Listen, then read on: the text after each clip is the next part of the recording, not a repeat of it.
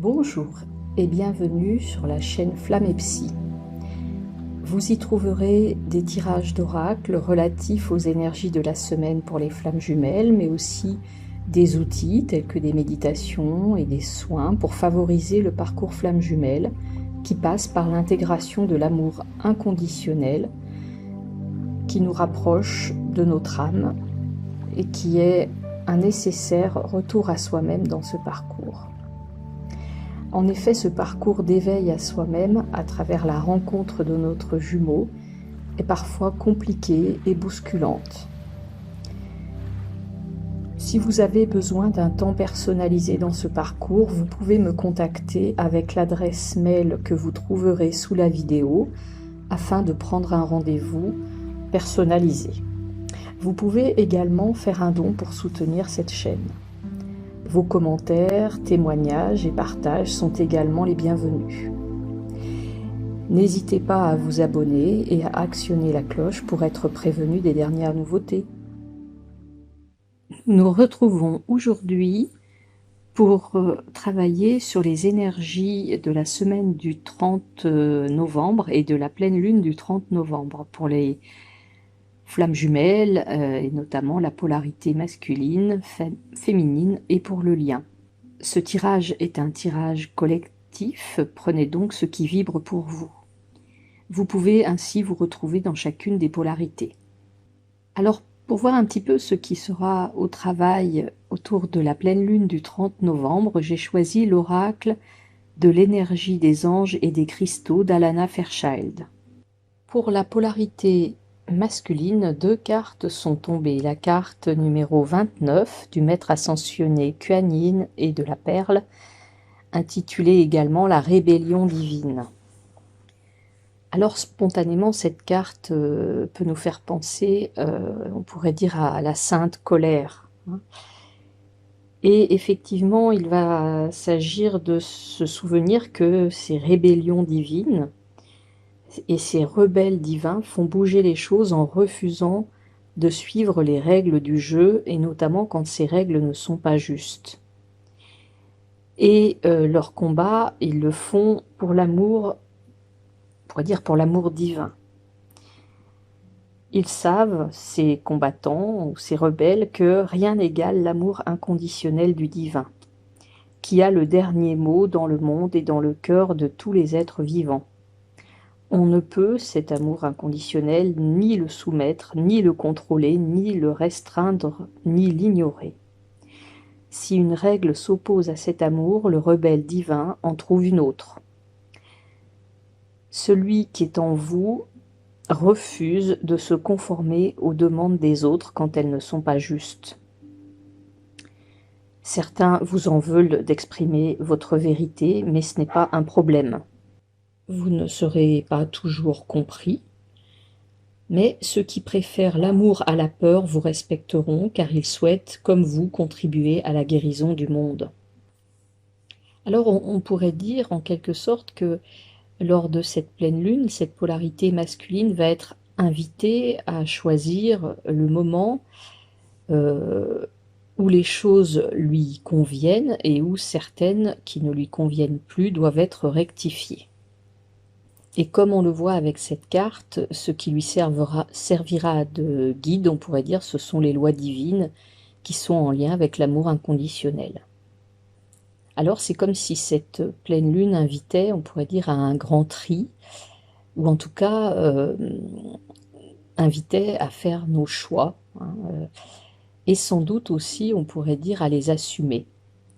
La seconde carte qui est tombée pour la polarité masculine est la carte numéro 50 de la déesse Perséphone et du rubis. Il nous parle de la reine intérieure. Alors peut-être, je dirais en première intention, on peut se dire que cette reine intérieure vient sans doute soutenir cette rébellion divine. Et du coup, peut-être que le premier élément qui peut nous venir, c'est que sans doute que dans cette polarité masculine, il y a un équilibre qui se trouve, on pourrait dire, entre, je dirais, la polarité, ou en tout cas l'aspect masculin qui aurait à poser des limites et je dirais cette polarité féminine ou cet aspect féminin qui vient donner le courage pour, ou peut-être en tout cas guider vers ce qui doit être juste. Alors cette reine intérieure, elle exerce son autorité par le biais de la sagesse féminine, chez les hommes comme chez les femmes, qui cherchent consciemment à faire honneur aux impressions, à l'intuition, à l'instinct, et qui appliquent un code moral fondé sur la compassion. Face à la souffrance, la leur comme celle des autres, ils préfèrent l'empathie au jugement. Comprenez bien que les êtres vivants ne parvenant pas à résoudre leur souffrance la font involontairement subir au reste du monde sans s'en rendre compte. Ils expriment ainsi leur propre histoire au travers de leurs actes. Grâce à son pouvoir de guérison, la reine intérieure leur fait prendre conscience de leur douleur afin qu'ils puissent enfin en libérer leur âme. Cela est dû à son immense compassion. Dénuée de peur et de jugement, elle passe d'un royaume à l'autre sans le moindre problème. La souffrance et les ténèbres ne l'empêchent pas de rester centrée sur son cœur et de faire briller son intention pour soulager l'ensemble des êtres vivants. Cette reine intérieure nous rappelle notre dignité divine innée et le pouvoir de guérison de notre compassion. Alors on pourrait dire que en ces périodes collectives un peu mouvementées, la polarité masculine est vraiment invitée à se recentrer et à reconnecter son pouvoir créateur et sa part divine. Pour la polarité féminine, une carte est tombée, la carte numéro 51, la déesse Isis et le cristal Isis, celle qui vaincra. Cette carte nous parle d'une certaine force, la force qui nous permet de vaincre. L'esprit humain a en effet quelque chose de magnifique quand il décide de croire en lui. La vie accourt pour lui donner de la force et pour l'encourager. Plus question d'avoir peur de la mort, une divine audace fait que l'on ne renonce pas à ce qui compte vraiment pour nous. Malgré les peines de cœur ou les déceptions, on préfère l'amour à l'amertume. Les moments de doute et de désespoir n'empêchent pas de continuer grâce à l'esprit d'Isis. Tout comme la mère universelle s'exprimant en elle, vous vaincrez. Alors on pourrait dire qu'autour de cette pleine lune, la polarité féminine est vraiment rappelée à sa puissance, à sa force. Ça peut nous rappeler aussi l'arcane 11 dans le tarot. Mais en tout cas, je dirais que finalement peut-être aussi que il s'agit d'un succès obtenu par cette polarité féminine, du fait qu'elle se soit peut-être suffisamment renforcée, connectée pour pouvoir vraiment agir son pouvoir créateur dans la matière. Et choisir l'amour plutôt que la peur en toute situation. Pour résumer, pour ces deux polarités pour la pleine lune, on a quand même d'un côté comme de l'autre, je dirais, accès pour chacune des polarités à un sentiment de courage, de force intérieure, de colère qui va poser des limites. Enfin, je dirais, il y a quelque chose d'assez, malgré tout, assez actif, mais une action qui est guidée par une force intérieure, en tout cas.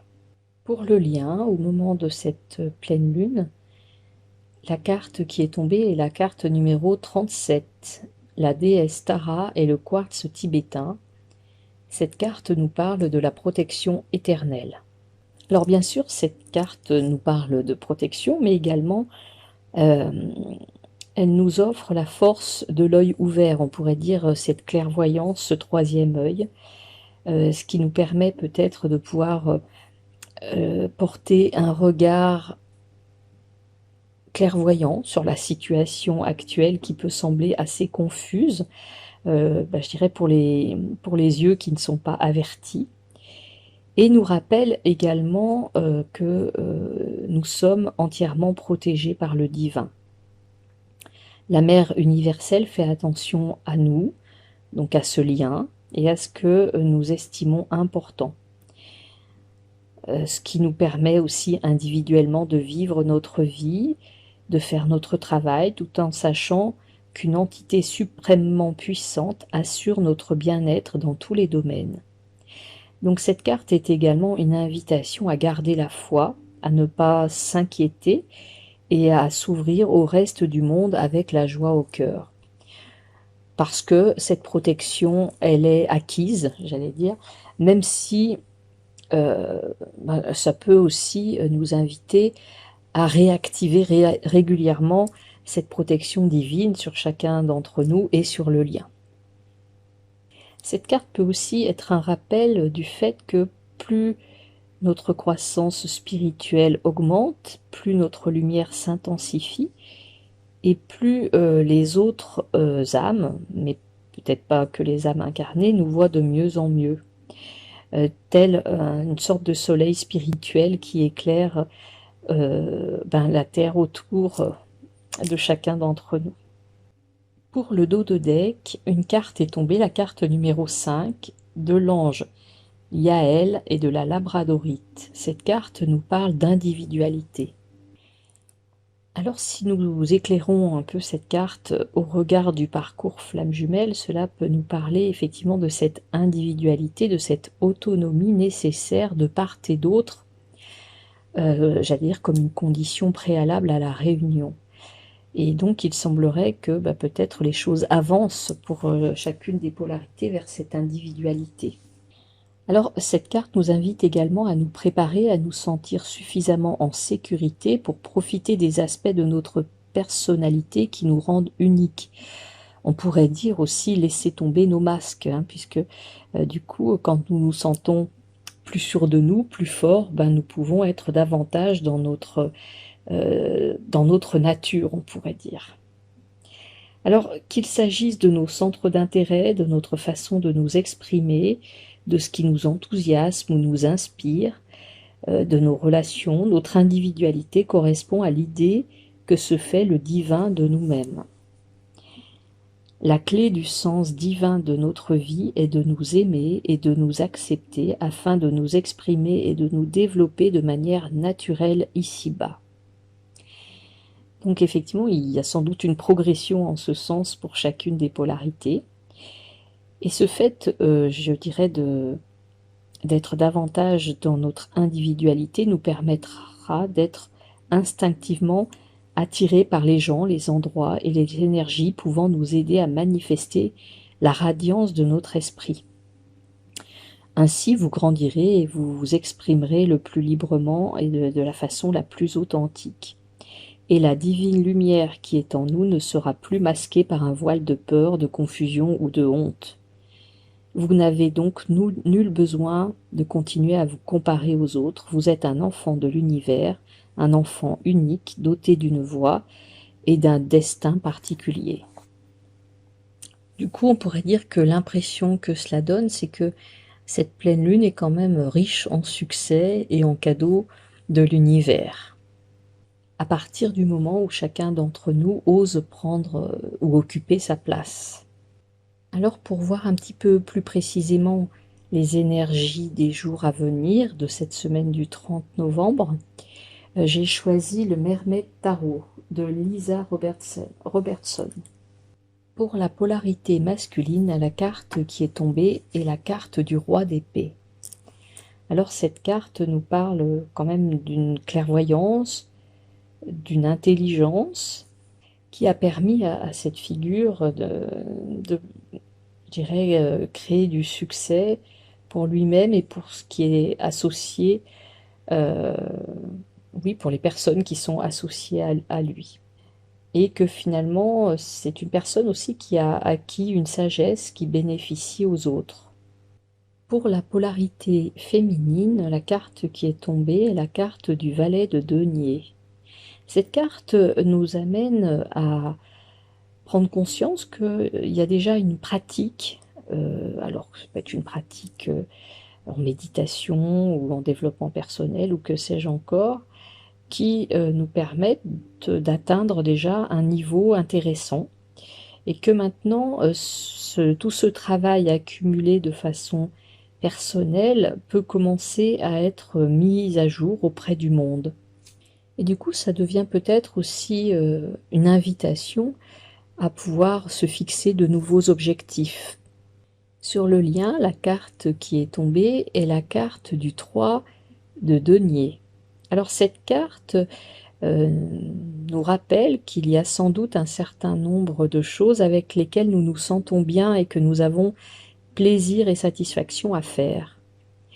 Et que, voilà, que maintenant, non seulement nous avons plaisir à faire ces choses, mais que nous atteignons également un certain niveau dans ces disciplines qui nous sont chères.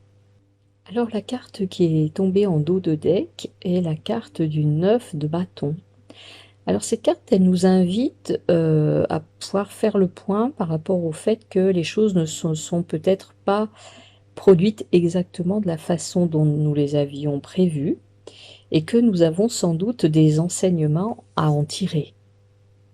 Peut-être que cette carte vient nous rappeler que certaines des croyances que nous avions, qui nous semblaient gravées dans le marbre et en quelque sorte, j'allais dire, impossibles à dépasser ou à changer, eh bien c'est comme si on se rendait compte et qu'on avait sans doute intérêt à le faire aussi, que ces croyances ne sont plus d'actualité, qu'elles ne nous servent plus, et que nous avons sans doute à en changer pour, j'allais dire, suivre l'avancée du monde, on pourrait dire ça comme ça. Et que finalement ces croyances, elles étaient peut-être aussi fondées sur d'anciens paradigmes, des paradigmes où finalement tout doit être payé, enfin des choses, je dirais, qu'on pourrait appeler des croyances limitantes, et que maintenant finalement il y a peut-être à, à pouvoir se reconnecter notamment avec l'abondance à laquelle nous avons droit, par exemple. D'ailleurs, ça me fait penser à une vidéo qui a été faite à ce sujet il y a quelque temps, que j'ajouterai peut-être dans la description en dessous de la vidéo pour que vous puissiez vous y référer. Et remettre en question les croyances qui n'ont plus cours pour aller, on pourrait dire, vers la nouvelle Terre. Pour finir, j'ai choisi de tirer quelques cartes conseils avec l'oracle Le Voyageur Sacré de Denise Linn. Pour la polarité masculine, 2 cartes sont tombées. La carte La traversée du désert nous rappelle qu'il va être important d'avoir confiance au plan divin. Elle rappelle également que même s'il semble y avoir des zones stériles dans notre vie se transforme sous la surface, notamment pendant cette période d'hiver, et s'engage dans le sens de notre bien suprême. Alors il faut, j'allais dire, pouvoir garder la foi en cette période, la foi par rapport au fait que nous sommes guidés vers le meilleur, même si parfois les apparences peuvent indiquer le contraire. Rappelez-vous aussi que vous êtes entouré de guides spirituels, d'anges et d'alliés, que vous pouvez remercier et à qui vous pouvez demander de l'aide à chaque instant. Et vous pouvez ensuite écouter votre cœur, car ça sera à cet endroit-là que ces guides vont s'exprimer.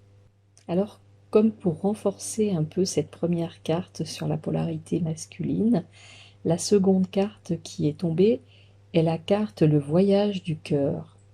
L'amour coule à travers vous et jusqu'à vous. Cette carte rappelle à la polarité masculine qu'il est bien aimé, qu'il est profondément aimé et profondément aimable. Cela rappelle aussi à cette polarité qu'il est un vaisseau sacré, son corps est un vaisseau sacré pour l'amour qui coule à travers lui depuis le Créateur, qui est tout amour, tout comme vous l'êtes également dans votre essence même. Cette carte rappelle aussi combien l'amour est le plus grand guérisseur de l'univers. Cette carte rappelle aussi à la polarité masculine, comme j'allais dire la précédente, combien il va être important qu'il puisse se fier aux messages qui proviennent de son cœur et de suivre les conseils de ces messages, même si sa tête ou le mental dit le contraire.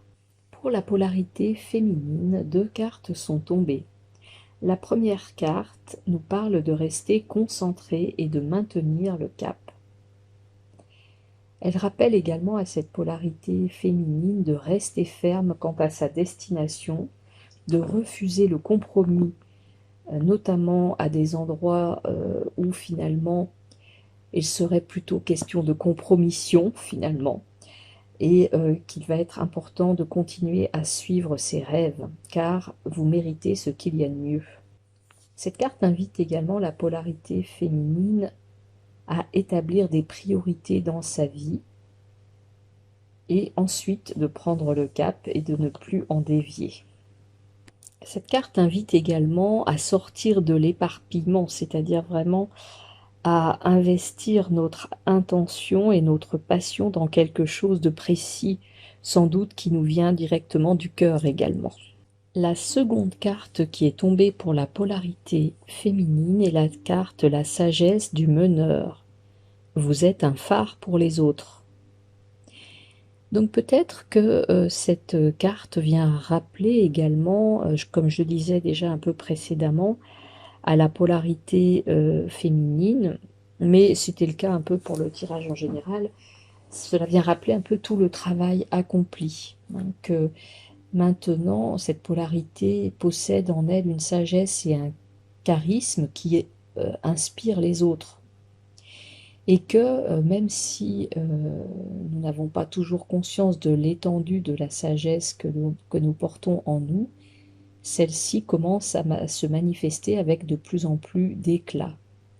Et que le temps est venu d'utiliser notre pouvoir, je dirais plutôt moi notre puissance, hein, parce qu'effectivement cette puissance, elle va pouvoir davantage être mise au service, on pourrait dire, du plan divin, alors que malheureusement le pouvoir est souvent dévoyé en abus de pouvoir.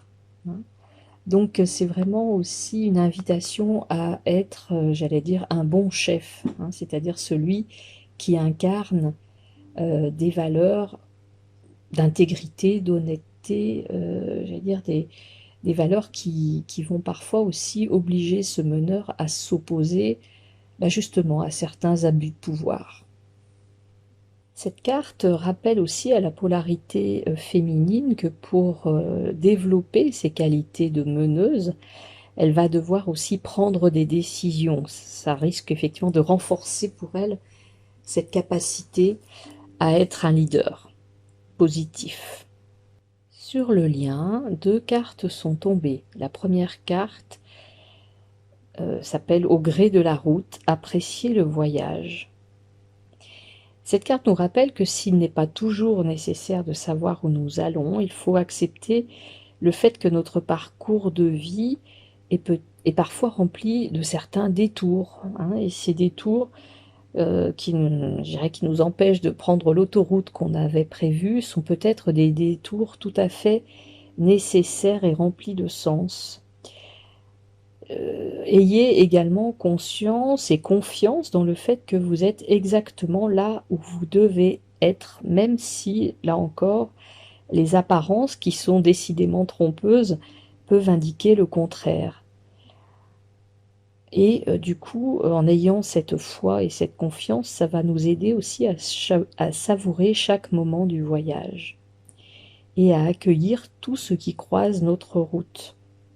Alors là aussi, dans ce qui croise notre route, il peut y avoir des choses qui nous paraissent immédiatement positives, il peut y en avoir d'autres qui nous paraissent ennuyeuses, mais pourtant, elles seront sans doute là aussi pour nous aider à guérir une blessure, pour aider nos compréhensions, enfin je dirais en tout cas pour nous aider à progresser, notamment dans les domaines où l'enseignement n'est encore pas tout à fait assimilé. La seconde carte qui est sortie sur le lien est intitulée « Voir d'en haut, ayez une vue d'ensemble ». Alors on pourrait dire que cette carte invite la polarité masculine et féminine à vraiment prendre de la hauteur par rapport peut-être à ce qui se passe, j'allais dire individuellement dans leur vie, mais aussi peut-être collectivement. Et à chaque fois, ce qui va être intéressant avec cette notion de voir les choses d'en haut, C'est ce qu'on appelle un peu cette vision de l'aigle, cette clairvoyance, celle qui nous permet, on avait retrouvé aussi, je crois, dans la polarité masculine avec le roi d'épée notamment. C'est cette vision qui va nous permettre de sortir de la confusion ambiante, parce qu'on est quand même dans une période où il y a beaucoup de confusions qui sont entretenues, hein. Donc là aussi, la voix du cœur et le fait de prendre de la distance avec un certain nombre d'événements nous aidera certainement à davantage les comprendre et en comprendre les conséquences. Cette carte nous invite aussi à ne pas nous embourber dans des détails, d'éliminer de notre vie des préoccupations insignifiantes, et que finalement on va être invité à ne faire que ce qui est vraiment important, car tout le reste est en réalité sans grandes conséquences. Alors cette carte va être aussi une invitation à passer en revue chaque aspect de notre vie pour avoir une vision globale des choses. Utilisez cette stratégie dans la prise de décision, notamment les décisions majeures de votre vie. En dos de deck, la carte qui est tombée est la carte Ouvrir la voie. Une percée est à portée de main.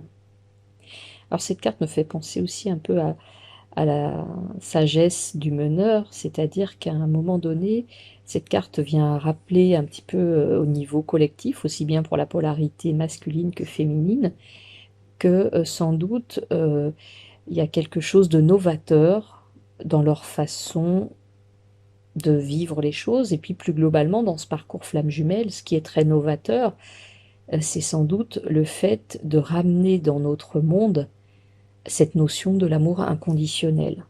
Alors en tout cas, cette carte nous indique qu'une percée est sur le point d'apparaître, que tout ce que nous avons fait au cours des dernières années, des derniers mois, vous a préparé à ce qui vient. Parfois, nous sommes sur un sentier qui est tellement peu emprunté, j'allais dire, tellement mal balisé, qu'il va falloir ouvrir une nouvelle voie.